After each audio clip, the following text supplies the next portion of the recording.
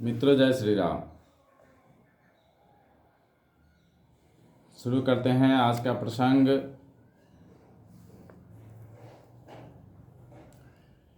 राम नाम शिव सुमिरन लागे, जानेऊ सती जगत पति जागे। जाई शंभु पद बंदनु कीन्हा, सन्मुख शंकर आसनु दिन्हा। लगे कहन हरि कथा रसाला, दक्ष प्रजेश भये तेहि काला। देखा विधि विचारी सब लायक, दक्ष ही कीन्ह प्रजापति नायक। बड़े अधिकार दक्ष जब पावा, अति अभिमानु हृदय तब आवा। नहीं को अस जन जग माही, प्रभुता पाई जाहि मद नाही। दक्ष लिए मुनि बोली सभा, करने लगे बड़ जाग। नेवत सादर सकल सुर, जे पावत मख भाग। किन्नर नाग सिद्ध गंधर्वा, बंधुन समेत चले सुर सर्वा। विष्णु बिरंचि महेशु बिहाई, चले सकल सुर जान बनाई। सती बिलोके व्योम विमाना, जात चले सुंदर विधि नाना। सुर सुंदरी करहि कल गाना, सुनत श्रवण छूटहि मुनि ध्याना। पूछेउ तब शिव कहेउ बखानी, पिता यज्ञ सुनि कछु हरसानी। जो महेशु मोहि आयसु देहि, कछु दिन जाई रही मिसयेहि। पति परित्याग हृदय दुख भारी, कहै न निज अपराध विचारी।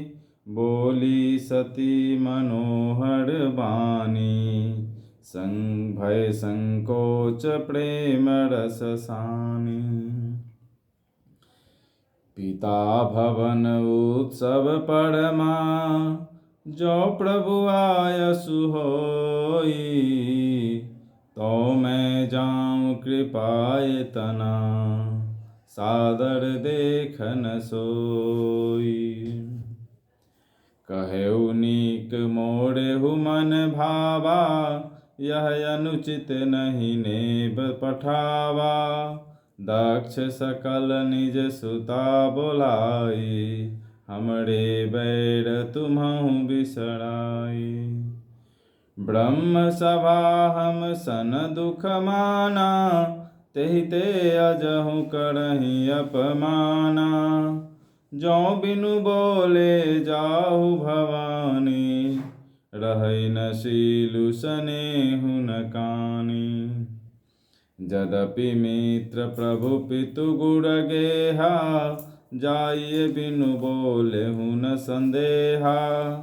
तदपि विरोध मान जहाँ कोई, तहाँ गए कल्याणु न होई।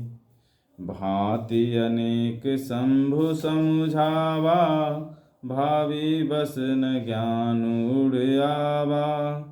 कह प्रभु जाहु जो भी नहीं बोलाए, नहीं भली बात हमारे भाए। कही देखा हर जतन बहु, रहै न दक्ष कुमारी। दिए मुख्य गण संग तव, विदा कीन्ह त्रिपुरारी। पिता भवन जब गई भवानी, दक्ष त्रास काहु न सन मानी। सादर भले ही मिली एक माता, भगिनी मिली बहुत मुस्काता। शिव जी राम नाम का स्मरण करने लगे। तब सती जी ने जाना कि अब जगत के स्वामी शिव जी जागे। उन्होंने जाकर शिव जी के चरणों में प्रणाम किया। शिव जी ने उनको बैठने के लिए सामने आसन दिया। शिव जी भगवान हरि की रसमयी कथाएं कहने लगे। उसी समय दक्ष प्रजापति हुए। ब्रह्मा जी ने सब प्रकार से योग्य देख समझ कर दक्ष को प्रजापतियों का नायक बना दिया। जब दक्ष ने इतना बड़ा अधिकार पाया तब उनके हृदय में अत्यंत अभिमान आ गया। जगत में ऐसा कोई नहीं पैदा हुआ जिसको प्रभुता पाकर मद न हो। दक्ष ने सब मुनियों को बुला लिया और वे बड़ा यज्ञ करने लगे। जो देवता यज्ञ का भाग पाते हैं, दक्ष ने उन सब को आदर सहित निमंत्रित किया। दक्ष का निमंत्रण पाकर किन्नर, नाग, सिद्ध, गंधर्व और सब देवता अपनी अपनी स्त्रियों सहित चले गए। विष्णु, ब्रह्मा और महादेव जी को छोड़कर सभी देवता अपना अपना विमान सजाकर चले।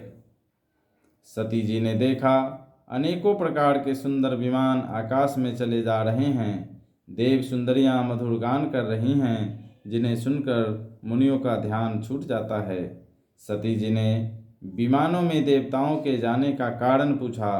तब शिव जी ने सब बातें बतलाई। पिता के यज्ञ की बात सुनकर सती कुछ प्रसन्न हुई और सोचने लगी कि यदि महादेव जी मुझे आज्ञा दें तो इसी बहाने कुछ दिन पिता के घर जाकर रहूं,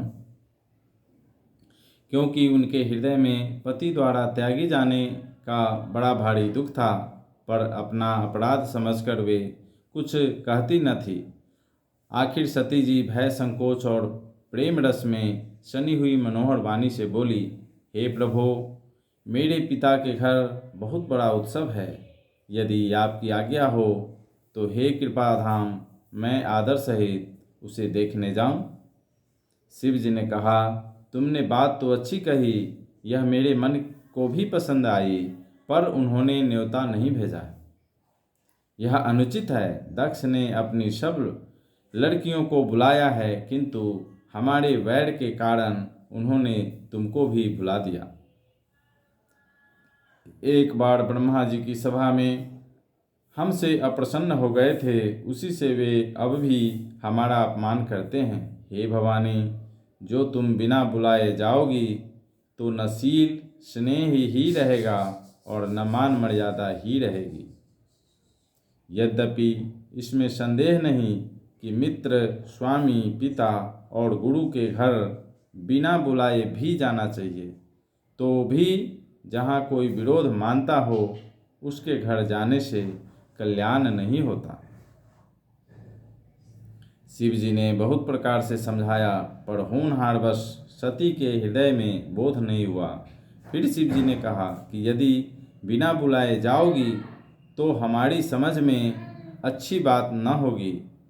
शिव जी ने बहुत प्रकार से कहकर देख लिया, किंतु जब सती किसी भी प्रकार नहीं रुकी, तब त्रिपुरारी महादेव जी ने अपने मुख्य गणों को साथ ले देकर उनको विदा कर दिया। भवानी जब पिता के घर पहुंची तब दक्ष के डर के मारे किसी ने उनकी आवभगत नहीं की। केवल एक माता भले ही आदर से मिली, बहिनें बहुत मुस्कुराती हुई मिली। मित्रों,